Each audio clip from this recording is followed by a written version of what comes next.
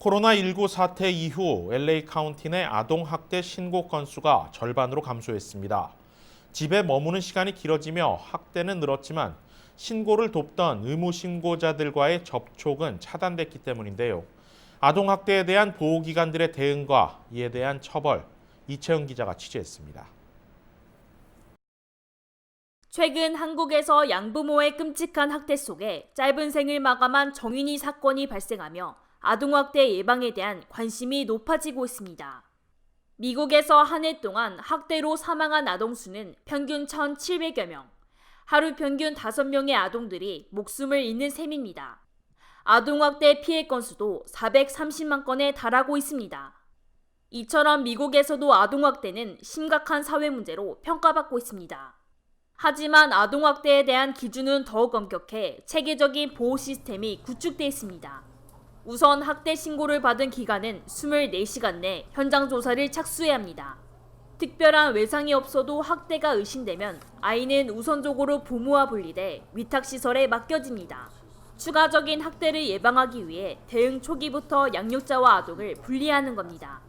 또 아동학대에 대한 처벌 수위도 강력합니다. 캘리포니아주에선 아동학대가 중범죄로 규정돼 중상해나 치사가 발생하지 않아도 최대 징역 6년까지 처벌이 가능합니다.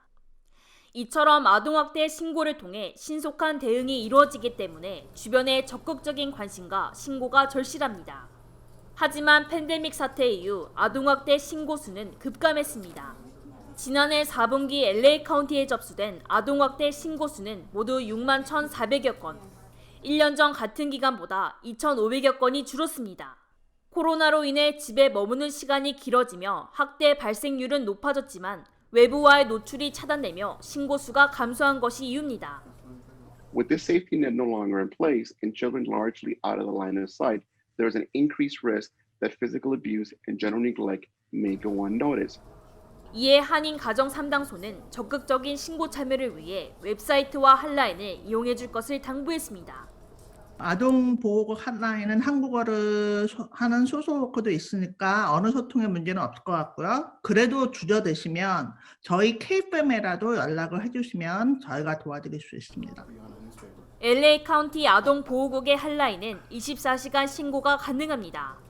보호기관에 직접 신고하기 어려움을 겪는 피해 아동들을 위해 주위의 관심과 신고가 절실한 시점입니다.